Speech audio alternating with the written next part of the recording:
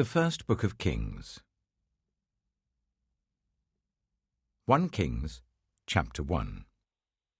When King David was very old, he could not keep warm, even when they put covers over him. So his attendants said to him, "Let us look for a young virgin to serve the king and take care of him. She can lie beside him, so that our lord the king may keep warm." Then they searched throughout Israel for a beautiful young woman, and found Abishag, a Shunammite, and brought her to the king. The woman was very beautiful. She took care of the king and waited on him, but the king had no sexual relations with her. Now Adonijah, whose mother was Haggith, put himself forward and said, "I will be king." So he got chariots and horses ready with 50 men to run ahead of him.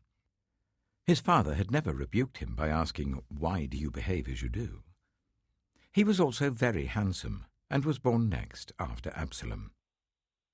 Adonijah conferred with Joab, son of Zeruiah, and with Abiathar the priest, and they gave him their support. But Zadok the priest, Benaiah, son of Jehoiada, Nathan the prophet, Shimei, and Rei, and David's special guard, did not join Adonijah. Adonijah then sacrificed sheep, cattle, and fattened calves at the stone of Zoheleth near Enrogel. He invited all his brothers, the king's sons, and all the royal officials of Judah, but he did not invite Nathan the prophet, or Benaiah, or the special guard, or his brother Solomon. Then Nathan asked Bathsheba, Solomon's mother, "Have you not heard that Adonijah, the son of Haggith, has become king, and our lord David knows nothing about it? Now then, let me advise you how you can save your own life and the life of your son Solomon. Go into King David and say to him, 'My lord the king, did you not swear to me, your servant, surely Solomon your son shall be king after me, and he will sit on my throne? Why then has Adonijah become king? While you're still there talking to the king, I will come in and add my word to what you have said.'" So Bathsheba went to see the aged king in his room, where Abishag the Shunammite was attending him. Bathsheba bowed down, prostrating herself before the king. "What is it you want?" the king asked. She said to him, "My lord, you yourself swore to me, your servant, by the Lord your God, Solomon your son shall become king after me, and he will sit on my throne.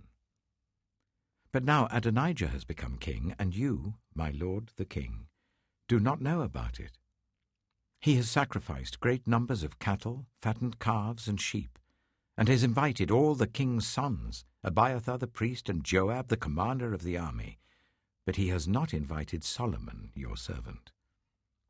My lord the king, the eyes of all Israel are on you, to learn from you who will sit on the throne of my lord the king after him. Otherwise, as soon as my lord the king is laid to rest with his ancestors, I and my son Solomon will be treated as criminals." While she was still speaking with the king, Nathan the prophet arrived. And the king was told, "Nathan the prophet is here." So he went before the king and bowed with his face to the ground. Nathan said, "Have you, my lord the king, declared that Adonijah shall be king after you, and that he will sit on your throne? Today he has gone down and sacrificed great numbers of cattle, fattened calves, and sheep. He has invited all the king's sons, the commanders of the army, and Abiathar the priest. At this very moment they're eating and drinking with him and saying, 'Long live King Adonijah!' But me, your servant, and Zadok the priest, and Benaiah son of Jehoiada, and your servant Solomon he did not invite. Is this something my lord the king has done without letting his servants know who should sit on the throne of my lord the king after him?" Then King David said, "Call in Bathsheba." So she came into the king's presence and stood before him. The king then took an oath. "As surely as the Lord lives, who has delivered me out of every trouble, I will surely carry out this very day what I swore to you by the Lord, the God of Israel. Solomon, your son, shall be king after me, and he will sit on my throne in my place." Then Bathsheba bowed down with her face to the ground, prostrating herself before the king, and said, "May my lord King David live forever." King David said, "Call in Zadok the priest, Nathan the prophet, and Benaiah son of Jehoiada." When they came before the king, he said to them, "Take your lord's servants with you, and put Solomon my son on my mule, and take him down to Gihon. There shall Zadok the priest and Nathan the prophet anoint him king over Israel. Blow the trumpet and shout, 'Long live King Solomon!' Then you are to go up with him, and he is to come and sit on my throne and reign in my place. I have appointed him ruler over Israel and Judah."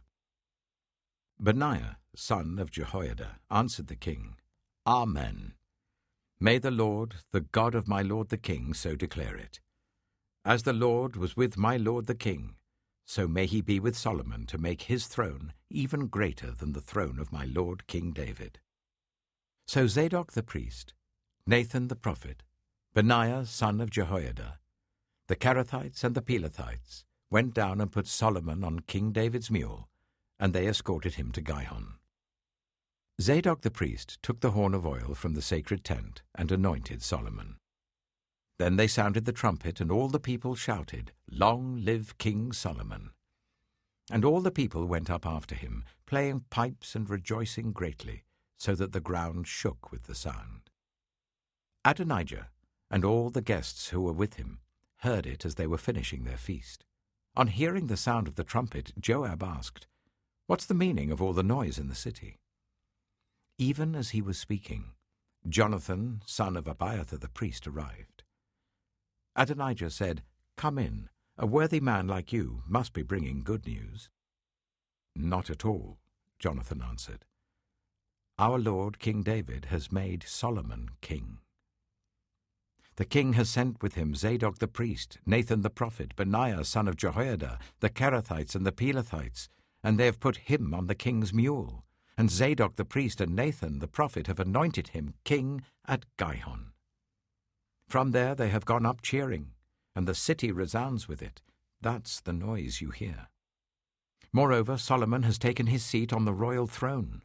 Also, the royal officials have come to congratulate our lord King David, saying, 'May your God make Solomon's name more famous than yours, and his throne greater than yours.' And the king bowed in worship on his bed and said, 'Praise be to the Lord, the God of Israel, who has allowed my eyes to see a successor on my throne today.'" At this, all Adonijah's guests rose in alarm and dispersed. But Adonijah, in fear of Solomon, went and took hold of the horns of the altar. Then Solomon was told, "Adonijah is afraid of King Solomon and is clinging to the horns of the altar. He says, 'Let King Solomon swear to me today that he will not put his servant to death with the sword.'" Solomon replied, "If he shows himself to be worthy, not a hair of his head will fall to the ground. But if evil is found in him, he will die." Then King Solomon sent men, and they brought him down from the altar. And Adonijah came and bowed down to King Solomon, and Solomon said, "Go to your home."